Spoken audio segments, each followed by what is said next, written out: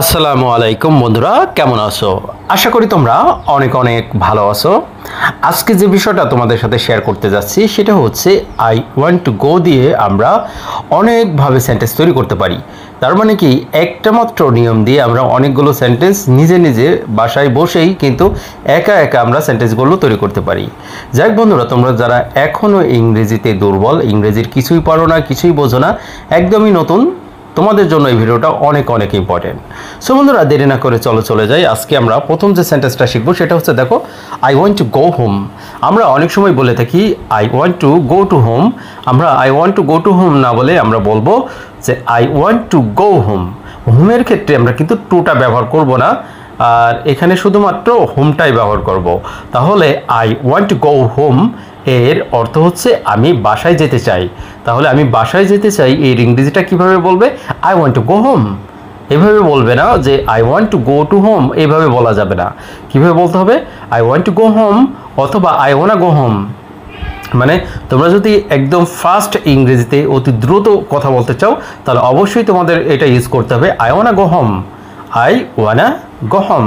I ওয়ান্না go home এর অর্থ হচ্ছে আই ওয়ান্ট টু, এই ওয়ানা বলতে ওয়ান টু এর ব্যবহার আসে। তাহলে I want to go home অথবা আই ওয়ান্না গো হোম এর অর্থ হচ্ছে আমি বাসায় যেতে চাই। নেক্সট যেটা আছে সেটা দেখো, I want to go to school. এই যে গো টু স্কুল বোঝাচ্ছে, দ্যাটস ওয়াই আমরা এখানে কিন্তু টুটা ইউজ করেছি। তাহলে আমি স্কুলে যেতে চাই, একটা নির্দিষ্ট প্লেস, স্কুলের দিকেও হতে পারে। যখন স্কুলের দিকে বোঝাবে তখন টু না বসে টু ওয়ার্ড স্কুল হবে, সেক্ষেত্রে টু ওয়ার্ড প্রিপোজিশনটা ব্যবহার করতে পারি। যাই হোক বন্ধুরা, তোমরা এটা ব্যবহার করবে I want to go to home, I want to go to school. তারপরে দেখো, I want to go to market. এই মার্কেটের ক্ষেত্রেও কিন্তু তোমরা কি ব্যবহার করবে? টুটা ব্যবহার করবে। I want to go to market এর বাংলা অর্থ হচ্ছে আমি বাজারে যেতে চাই। তারপরে দেখো, I want to go two park. এই যে পার্ক যখন বোঝাবে তখনও কিন্তু তোমরা কি করবে? যে টুটা ব্যবহার করবে। I want to go two park, I want to go to the park, আমি পার্কে যেতে চাই। তারপরে দেখো, I want to go to my friends house. তার মানে এখানে বলছে যে আমি আমার বন্ধুর বাসায় যেতে চাই, আমি আমার বন্ধুর বাসায় যেতে চাই। তারপরে দেখো, I want to go to the zoo. I want to go to the zoo, zoo মানে চিড়িয়াখানা, তাহলে আমি চিড়িয়াখানায় যেতে চাই। I want to go to college. যখন কলেজ বোঝাবে সেই ক্ষেত্রে কিন্তু আমরা টুটা ব্যবহার করব। যেমন জোটা ব্যবহার করলাম, জো মানে চিড়িয়াখানা, সেই জায়গায় কিন্তু আমরা টুটা ব্যবহার করেছি, কিন্তু এই জায়গায় কিন্তু আমরা ব্যবহার করতে পারি টু, যে I want to go to college, আমি কলেজ যেতে চাই। তারপরে দেখো, I want to go two library, আমি গ্রন্থাগারে যেতে চাই।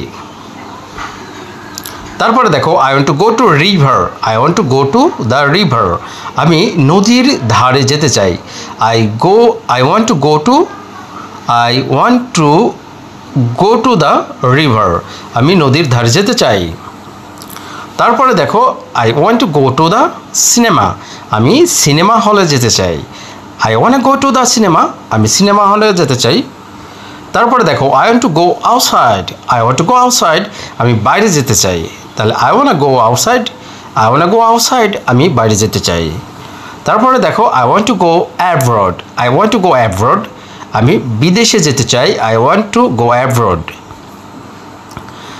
I want to go by bus, আমি বাসে যেতে চাই। I want to go by bus, অথবা বলতে পারো I want go by bus. I want to go early, আমি আগে যেতে চাই। I want to go early, আমি আগে যেতে চাই। তারপরে দেখো, I want to go now, আমি এখন যেতে চাই। I want to go now, আমি এখন যেতে চাই। I want to go tomorrow, আমি আগামীকাল যেতে চাই। I want to go tomorrow অথবা I want go tomorrow. I want to go with you, আমি তোমার সাথে যেতে চাই, আমি তোমার সঙ্গে যেতে চাই। I want go with you অথবা I want to go with you. I want to go with my friend, I want to go with my family, আমি আমার পরিবারের সাথে যেতে চাই। I want to go shopping, আমি কেনাকাটা করতে যেতে চাই। আমি কেনাকাটা করতে যেতে চাই, তাহলে I wanna go shopping. I wanna go shopping এর অর্থ হচ্ছে শপিংয়ের অর্থ হচ্ছে কেনাকাটা করা, কিন্তু এখানে শপিংটাকে নাউন করে দেওয়া হয়েছে আইনজি যোগ করে। তারপরে দেখো I want to go to slip. I want to go to sleep, আমি ঘুমাতে যেতে চাই। এই যে ইনফিনিটিভ টু, এটা কিন্তু ইনফিনিটিভ টু বলছে দুইটা ভার্বের মাঝখানে, যেহেতু টু আমি ঘুমাতে যেতে চাই, এই যে স্লিপ এবং গো এর মাঝখানে যদি আমি বলতাম I want to go sleeping, সেক্ষেত্রেও হতো যে I want to go sleeping, যেহেতু টু না বসায় ভার্বের সাথে আইনজি যোগ করেছি। কিন্তু যখনই দুইটা ভার্ব আমরা বসাইছি সেক্ষেত্রে কিন্তু আমরা ইনফিনিটিভ টুটা ব্যবহার করা আমাদের জন্য শ্রেয় হবে। তাহলে I want go to sleep, আমি ঘুমাতে যেতে চাই, I want to go to sleep, অথবা I want go to sleep. And finally যেটা আছে সেটা হচ্ছে I want to go for a walk. I want to go for a walk, আমি হেঁটে বেড়াতে যেতে চাই।